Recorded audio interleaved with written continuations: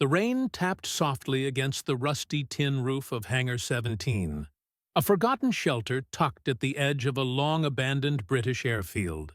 Thick fog curled around the empty runways like ghostly fingers, and the wind carried the scent of wet grass and old oil. It was supposed to be just another historical preservation project. But to Thomas Reeve, a 31-year-old aviation enthusiast and former Royal Air Force engineer, this one felt different the moment he stepped inside. Thomas had volunteered to help a local history museum inspect and document an old warplane discovered in the countryside, a British Hawker Hurricane Mark WWII, an aircraft that had supposedly gone missing in 1940. When he first saw it, his breath caught in his throat. The plane wasn't just intact. It was nearly spotless, no sign of rust, no bird droppings, no decay. The fuselage was scratched, sure, and the propeller had a thin crack along one blade. But for a plane that had disappeared 85 years ago, it looked like it had just landed. How the hell is this even possible? Thomas muttered under his breath, brushing his fingers along the RAF roundel painted on the side. Beside the aircraft, a torn canvas flight suit hung over a metal chair. A name tag, faded but still legible, read Lieutenant James Hartwell. That name sparked something in Thomas's memory. Hartwell had been one of the youngest pilots in the RAF during WWII. Stories claimed he vanished over the English Channel during a mission to intercept a Luftwaffe bomber. His body was never found, but this plane wasn't fished out of the ocean. It had been found, buried beneath a collapsed barn, a mile from the airfield, as if it had crashed on land. But the ground showed no crater, no signs of impact. As the museum staff left for the evening, Thomas insisted on staying behind. He claimed he wanted to begin the inspection early, but the truth was he felt drawn to the aircraft, as if it were waiting for him. Midnight came. Rain picked up, thundering down onto the tin roof. The hangar lights flickered, and the shadows danced over the old plane's wings. Thomas sat cross-legged on the concrete floor, flipping through Lieutenant Hartwell's flight logbook, which had been discovered in the cockpit. He read the last entry aloud. Radar spotted an unidentified blip northwest of Dover. Command suspects experimental German craft. Intercepting now. If I don't return, this machine will know the truth. It remembers everything. Even when men forget, Thomas frowned. This machine will know the truth? Suddenly, the plane's propeller spun. Just one slow, creaking turn. No power, no ignition, nothing to trigger it. He froze. The hairs on his arms stood up. He walked cautiously toward the front of the aircraft, heart pounding. Maybe a gust of wind? No. The hangar doors were sealed shut. All right, let's not lose our mind here, he whispered. Then the radio in the cockpit crackled. No one had touched it. It wasn't even connected to any modern frequency. Yet Thomas heard it, clear as a whisper in his ear. Hartwell. Still flying. Need to complete the mission. Thomas stumbled back, the logbook falling from his hands. His mind raced. Was it some sort of pre-recorded message? But the tone, the urgency, it felt alive. He climbed into the cockpit, fingers trembling, and sat in the pilot's seat. The leather creaked beneath him. The moment he touched the control stick, a wave of images slammed into his mind. Blazing skies, sirens, gunfire, burning ships in the channel. A voice cried out, his voice, but also not his. He blinked, gasping for breath. The cockpit wasn't empty anymore. There was a figure in the co-pilot's seat, wearing the same flight suit from the chair, face pale, eyes glassy, looking right at him. I never finished it, the ghost said. Thomas jumped out of the plane, falling onto the hangar floor, eyes wide with fear. What do you want from me? He yelled. The ghost of Lieutenant Hartwell stood now beside the plane. Rain didn't touch him.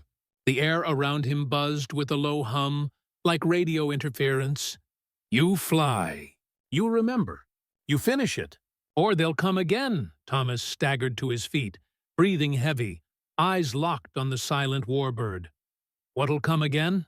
Hartwell tilted his head toward the sky.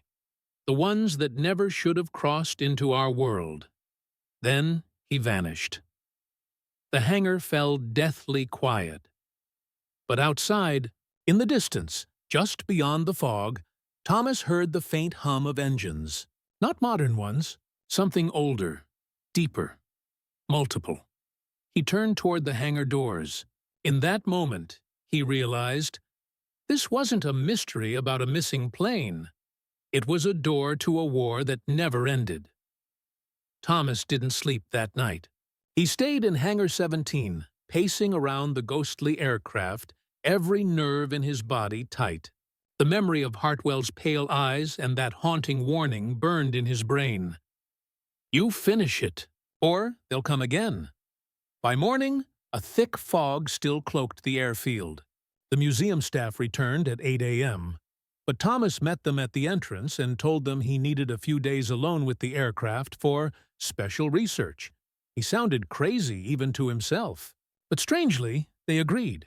Maybe it was the dead serious look in his eyes. Maybe it was something else, something in the air.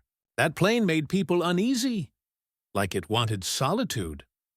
Thomas sat back in the cockpit that afternoon, staring at the dials, switches, and gauges. Most were rusted stiff, but as his fingers brushed over them, one by one, they began to tick. Not fully functional, but alive. A soft hum built beneath his feet, like the aircraft had a heartbeat, pulsing back to life after nearly a century. I must be losing it, he muttered. Still, something made him open the logbook again. The final few pages were smeared with what looked like water damage, or tears. But there was one line written in thick pencil beneath the last entry. He hadn't noticed it before.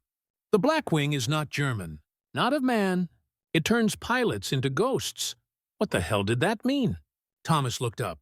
The inside of the hangar seemed darker than before, like shadows stretched just a little too far. The plane groaned faintly behind him. The propeller twitched again. He grabbed his laptop, started digging through declassified military files.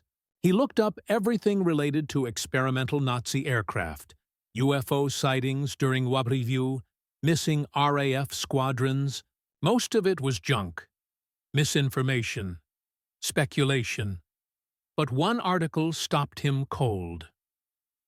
RAF pilot claims intercepted non-human craft over channel. 1940. Report suppressed. It included a blurry photo of a dark, manta-ray-shaped object in the sky. The report was filed by Lieutenant James Hartwell. His hands trembled. This wasn't just a missing aircraft. Hartwell had chased something that wasn't supposed to exist. And now the plane, the very machine, was trying to remember, to finish something. That night, as he sat near the aircraft with a thermos of coffee and an old RAF field radio, the hum returned.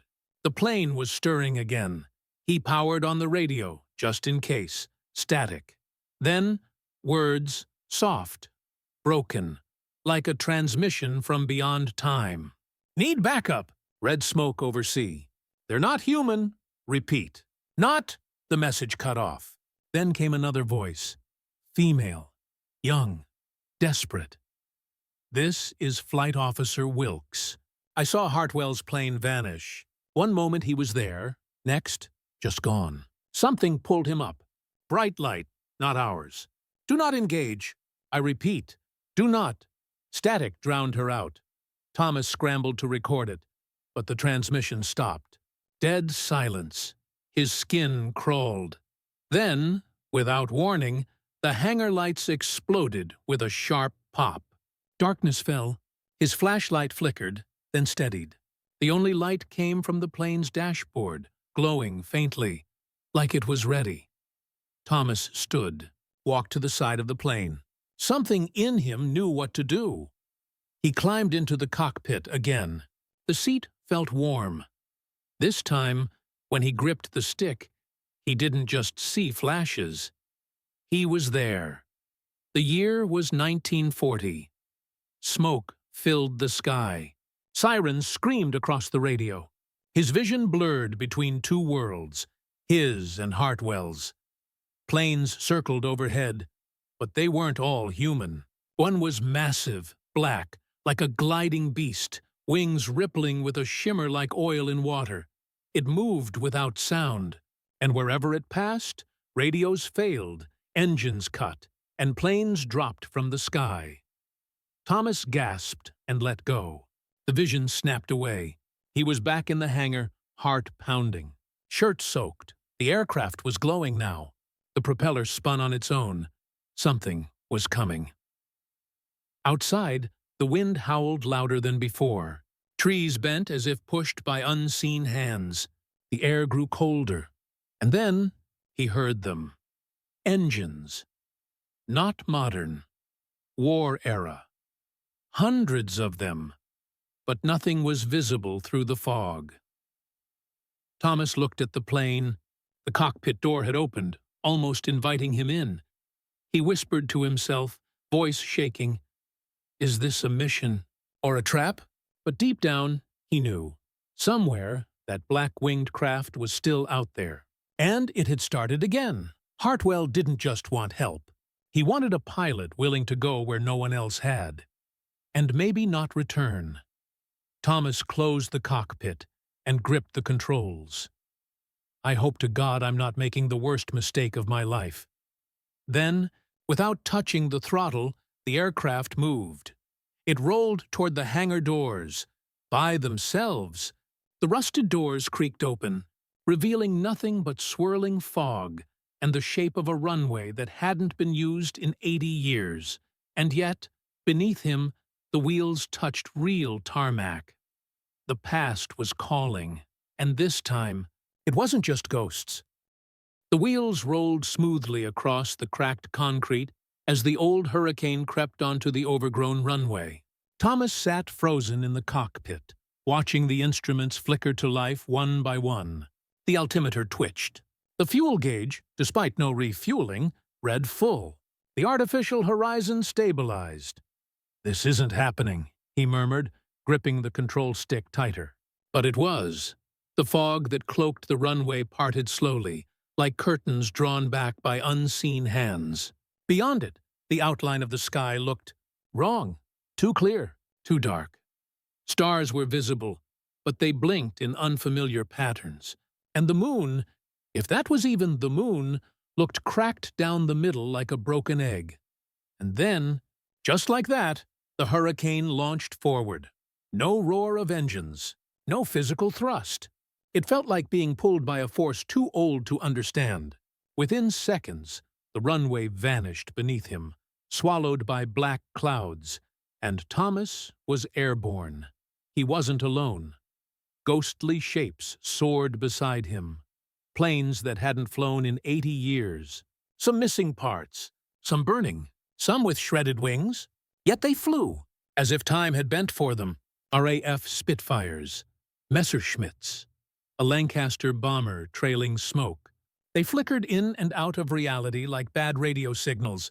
One of them veered close. A Spitfire.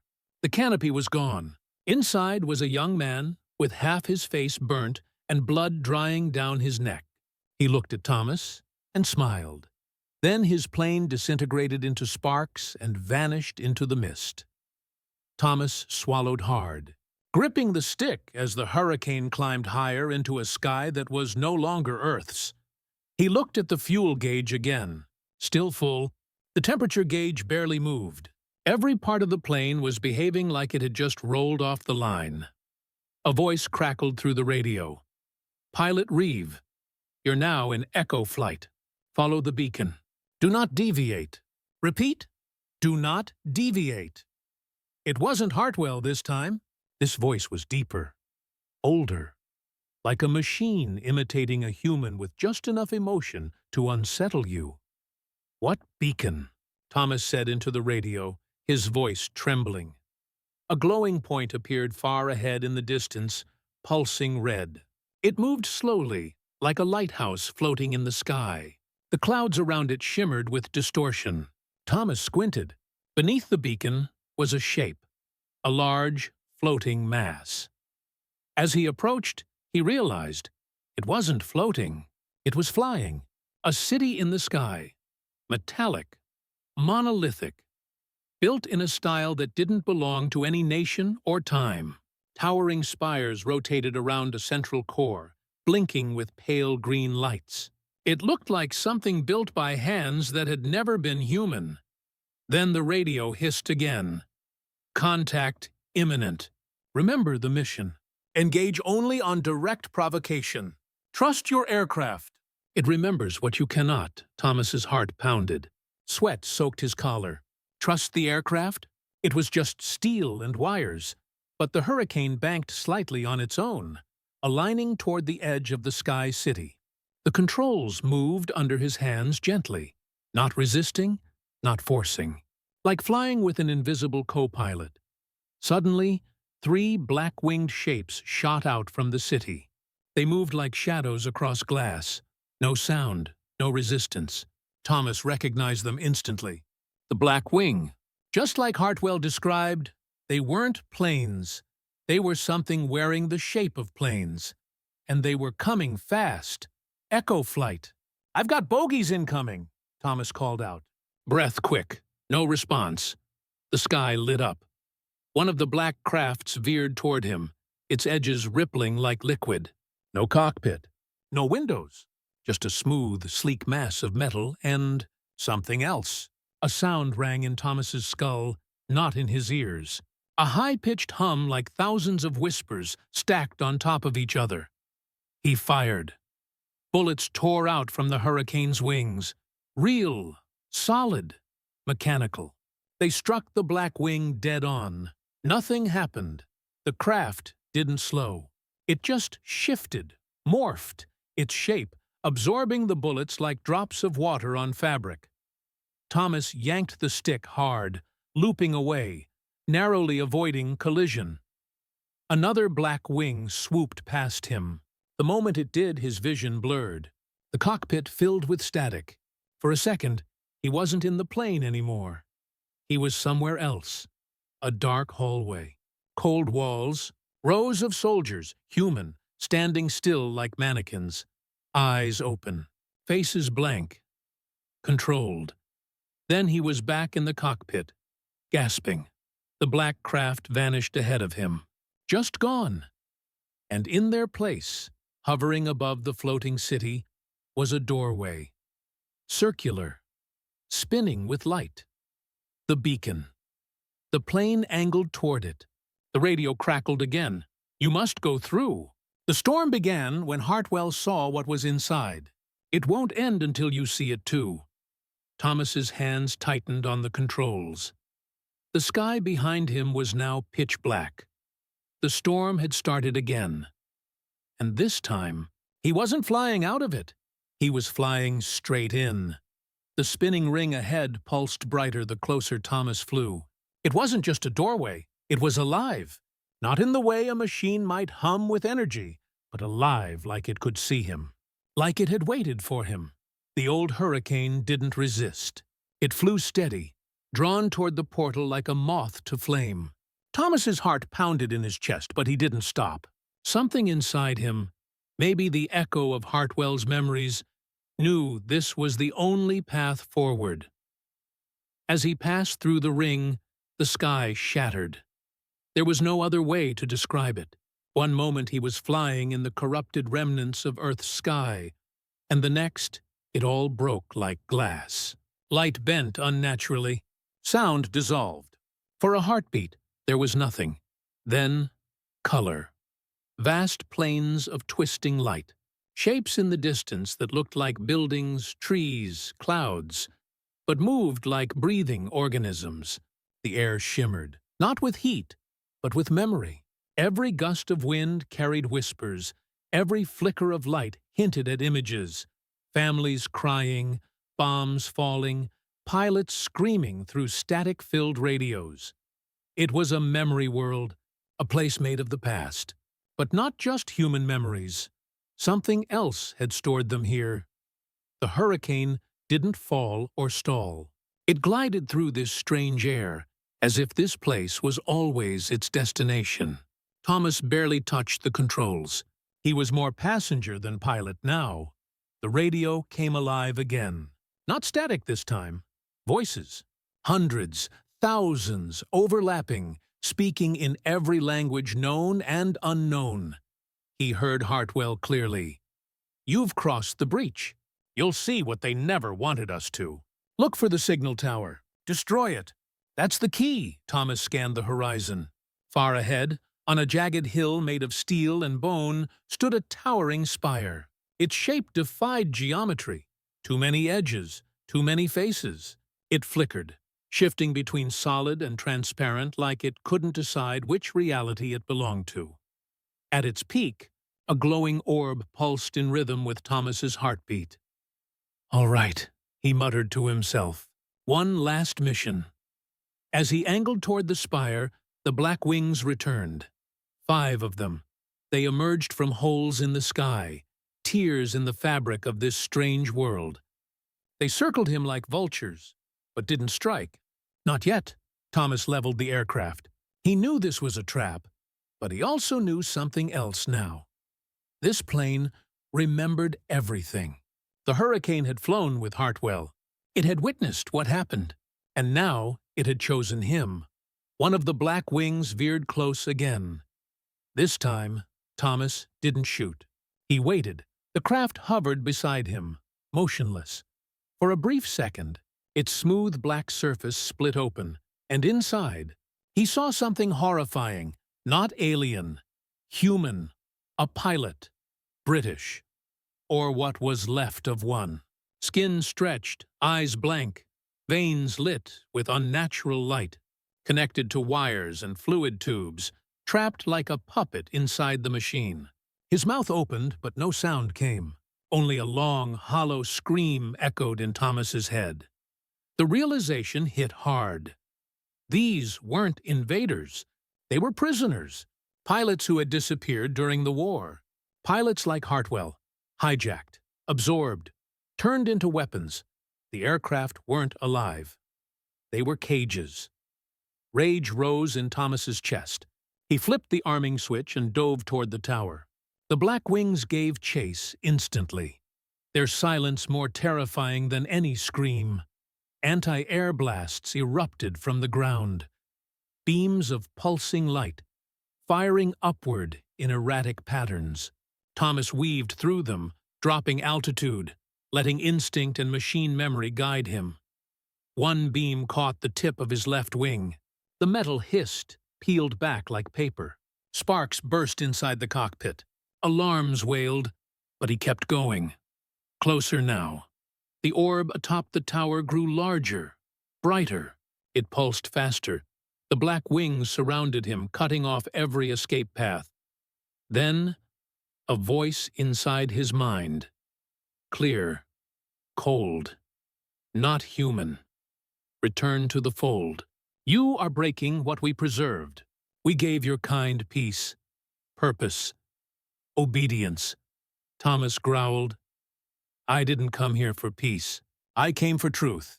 He aimed the nose of the hurricane directly at the orb and armed the last set of rockets. One shot. That's all he had. The plane bucked violently as something unseen tried to pull it off course. The wind turned to screams. The sky bent. He gritted his teeth. Hartwell's voice returned. Calm. Proud. Finish it, Reeve. Thomas fired. The rocket blasted from the hurricane's wing. For a moment, everything slowed. The orb sensed it, tried to shift dimensions. It twisted, folding in on itself, pulling light inward like a black hole. Too late. Impact. A flash of white swallowed the world. Then, silence. Everything stopped. The wings, the sky, the tower, the screaming wind, all gone. Thomas felt the controls go limp. The hurricane was falling, but not through that memory world. He was falling back into reality. The fall wasn't violent. It was slow, surreal, like sinking through deep water after the splash had already happened. Thomas gripped the stick, but the plane didn't respond. It didn't need to. The hurricane guided itself, descending through clouds that shimmered with fading light, like the last breath of a dying dream. Then, suddenly, sky. Real sky, pale blue, cloud-streaked. And below, England. Not the twisted, fractured landscape of the memory world, but rolling green hills, farmland, and villages. Smoke curled from chimneys, roads cut through the fields. A river glinted in the distance. He blinked, dazed. "I'm back." The cockpit instruments were fried. Gauges spun uselessly. The radio was dead. But the engine hummed, steady, warm, familiar. The hurricane dipped gently and leveled itself. Thomas recognized the terrain. It was Kent, southeast England. But something felt off. He circled lower and spotted an airfield. Long, wide, freshly mowed grass. It wasn't the ruined, overgrown field from before. This one was alive, in use. 3 men in uniform ran out onto the tarmac as he approached. One signaled wildly with his arms, guiding him in with a yellow flag. Another pointed a rifle, then lowered it, stunned. The landing was rough. Wheels skidded against damp earth. The brakes groaned, and the old bird came to a slow, muddy stop just shy of a sandbag bunker. Silence again. Thomas exhaled for the first time in what felt like hours. He opened the canopy, climbed out slowly. His legs nearly buckled when he stood on solid ground. The 3 men surrounded him immediately. British soldiers. But the uniforms, they were from the 1940s. "Identify yourself," one of them barked, confused, staring at the plane like it was a ghost. Thomas raised his hands slowly. "I'm Flight Engineer Thomas Reeve, RAF Reserve." "I'm not sure what year it is." The soldiers exchanged stunned glances. One of them whispered, "You just came out of nowhere, mate." "That plane, it's listed as missing since 1940. Thomas turned and looked at the aircraft. The Hurricane looked different again. Not like before, not perfectly restored, but not wrecked either. Worn, battle-scarred, like it had just returned from a combat sortie. The fuselage was scorched. The wing bore fresh bullet holes, and painted beneath the cockpit glass, as if it had always been there, was a name. Titor J. Hartwell. Co-pilot Thomas staggered back. No one had added that. Not in this world. It had always been there, just hidden until now. The commanding soldier stepped forward, lowering his rifle.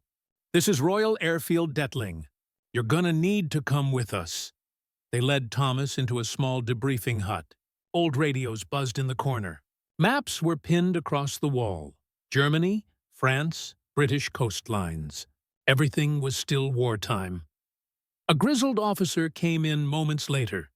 "You claim to be from the future?" Thomas nodded, not even trying to explain it all. "I think I've been somewhere in between." The officer eyed him carefully, then reached into a folder and pulled out a file. He tossed it onto the table in front of Thomas. The top sheet read, "Operation Echo Flight. Classified mission status. Unknown." Below that was a photo. Grainy, faded, but unmistakable. Thomas, in the cockpit, flying the Hurricane through a storm of black-winged shapes. This image was recovered from a recon drone that vanished in 2023, the officer said. "We intercepted it just last week," Thomas blinked. "You mean someone else sent it back?" The officer nodded. "We've been waiting for you." A chill ran down Thomas's spine. "Wait, who's we?" The officer stepped aside. Another man entered, wearing a flight jacket. Pale, tired, familiar. Lt. James Hartwell, alive, but not fully. His form shimmered faintly, like he was caught between 2 dimensions. "I couldn't finish the mission without you," Hartwell said softly. "But now the breach is closing." Thomas couldn't speak. Hartwell extended a gloved hand. You grounded the signal, freed the pilots they'd trapped, but some are still caught. Others may come. If they do, someone must fly again. Thomas looked down at his shaking hands, then at the hurricane outside the window. Hartwell's voice dropped to a whisper. You're part of the aircraft now, and it's part of you.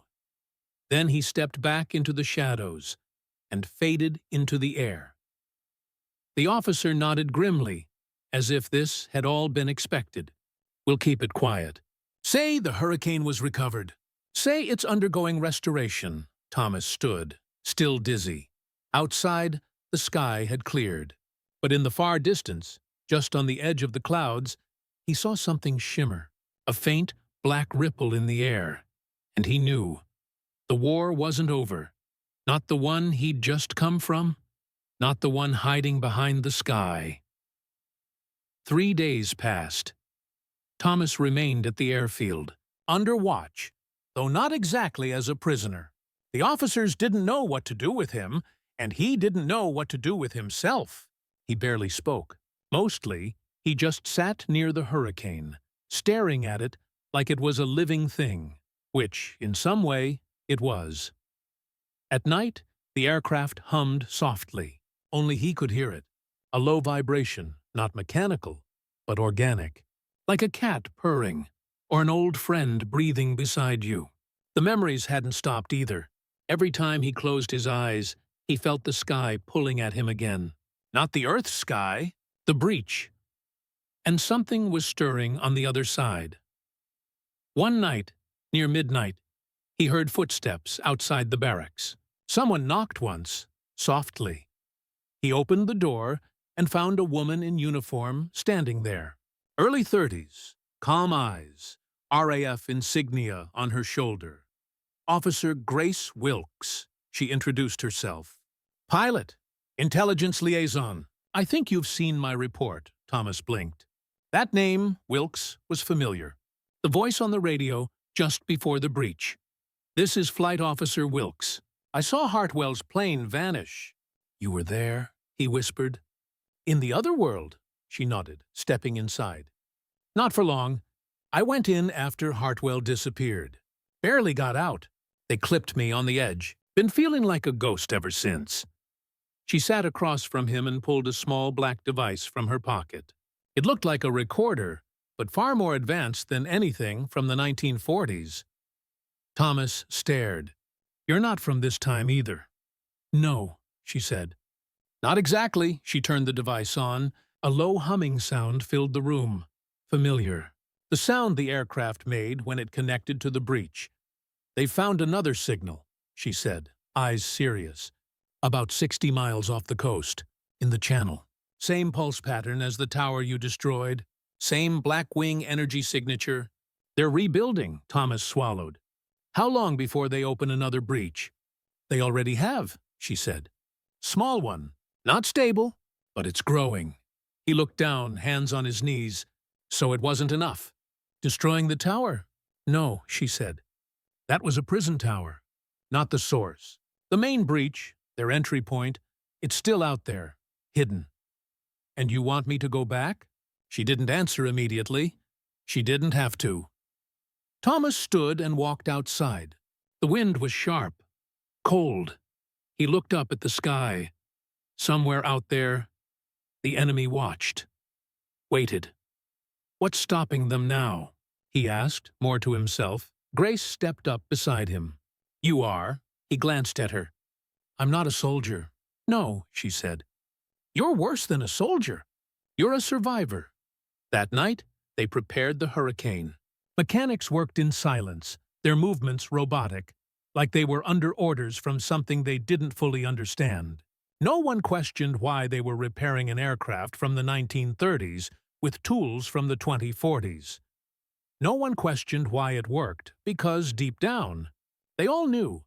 They weren't maintaining a machine, they were preparing a weapon. By dawn, the hurricane was ready, painted fresh, polished, but still scarred, still bearing Hartwell's name beneath the glass. As Thomas suited up, Grace handed him something, a flight patch, RAF standard, but the insignia had changed. A black wing, broken in half, with a bolt of red lightning piercing through it. Echo flight. "We've set up an aerial tracking station," she said.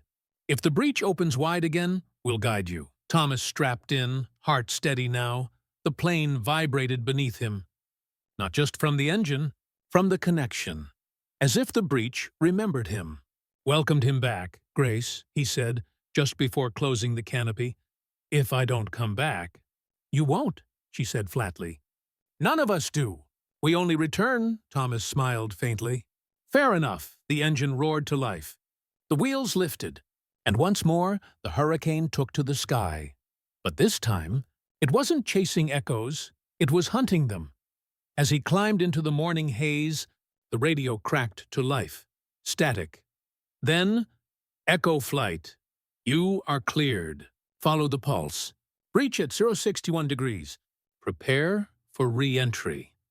And then, just beneath that voice, Hartwell's whisper. "The sky remembers you now." Thomas banked right. Ahead, in the pale clouds, a ripple formed. Not just another breach. This one was darker, angrier, and this time they knew he was coming. The ripple in the sky wasn't just a tear, it was a wound. It pulsed like it had a heartbeat, darker than the clouds around it, wider than any breach Thomas had seen before. As he neared it, lightning sparked silently across its surface. The air grew colder, heavier, like pressure was building from another dimension. Inside the cockpit, the hurricane responded, not with alarms, but with a quiet readiness. The dashboard lights pulsed. The control stick hummed under his fingers. The aircraft wasn't scared. It had done this before. It was born for this, Thomas exhaled. "All right, girl, let's go home." He pushed the throttle. The breach swallowed them whole, and instantly, the world changed. This time, there was no transition, no gentle descent. He was dropped into it, violently. Light spun, turned sideways, became liquid. Colors bled. The hurricane spun end over end before righting itself. The sky here was blood orange and green, and the clouds moved like tendrils. Towering shapes walked through them, too massive to be aircraft, too unnatural to be clouds. A scream echoed through the air. Not from outside. From inside his own head. He gritted his teeth and pushed through, the hurricane leveling again. The sky world was alive, and it was angry. Behind him, something emerged from the fog. Fast, sharp, wrong. Black wings, but these weren't like the others. Bigger, sleeker, more evolved. The ones he'd fought before were scouts, slaves, shadows. These were commanders. One of them darted ahead and cut across his flight path. The hurricane shook. The air vibrated. Another circled above, keeping distance. Observing. Then the central one, the largest, spoke. Not in words, in thought. A voice entered his mind with no permission, no mercy, ancient, cold. "Your kind infected this space. You were not meant to breach. You were meant to forget." Thomas's jaw clenched. He fired the guns instinctively. Tight burst. Dead center. The bullets bounced off the craft's skin like pebbles on metal. Another voice answered. This time, from the hurricane itself, Hartwell's voice. "Keep firing. They can't block all memories. Hit them with what they fear." Thomas didn't understand. What they fear? Then it clicked. These things, these entities, weren't just attacking humans. They were feeding off memory. They wore the shapes of pilots, turned men into weapons, and tried to erase everything behind them. But some memories were too strong, too painful, too human. He flipped a switch that didn't exist before, just appeared on the console, pulsing. It read, "Echo Recall. Engage?" He slammed it. Suddenly, the hurricane screamed. Not the engine. The plane, It emitted a high-pitched wail, a frequency that twisted the air around him. It wasn't a sound of war. It was a sound of remembrance. Echoes of Hartwell, of Wilkes, of pilots lost in storms. Screams, laughter, last words. The black-winged craft reeled. Their perfect surfaces rippled. One of them cracked, splitting down the middle. A face inside shrieked. A man's face, twitching, twitching. And then the entire craft shattered like glass. Thomas fired again. This time, the bullets struck deep. Another black wing burst into flame, spiraling down into the living fog below. The largest remained. It didn't speak again. It charged, straight at him. Thomas yanked the stick. The hurricane spun upward, looping, firing wildly. The black wing dodged every shot, faster than anything he'd ever seen. They danced in the sky world, one human, one monster, the past and the present locked in a deadly spiral. Then he saw it. Far below, a second tower, much larger, far more ancient. The true source, black metal twisted like bone, pulsing with energy. The sky bent around it. The original breach engine. He dove toward it. The last black wing gave chase. Thomas opened the hurricane's bay. There, a payload blinked red. Something that had never been installed by any mechanic. A memory bomb. Pure psychic charge. Condensed rage, sorrow, loss. He armed it. The black wing fired. Beams of energy sliced the air around him. One caught the wingtip. His plane screamed again. Not from pain. From resistance. Thomas screamed with it. Closer, closer. The black wing was on him now. It collided. The metal tore through the fuselage. Glass shattered. Wires sparked. He was going down, but he wasn't stopping. He aimed straight for the heart of the tower. And just before impact, he heard it. Hartwell's voice. "We remember. That's what they fear. Remind them." Thomas let go. Impact. Everything turned white. Time erased. Sky burned. The last black wing folded inward, screamed, vanished. The tower collapsed. The breach shuddered, buckled. And then, silence. Silence. Not the comforting kind, like quiet after a storm. This was deeper, cosmic.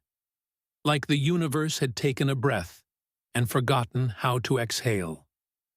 Thomas drifted, barely conscious, weightless, inside the broken shell of the hurricane. He wasn't falling. He wasn't flying.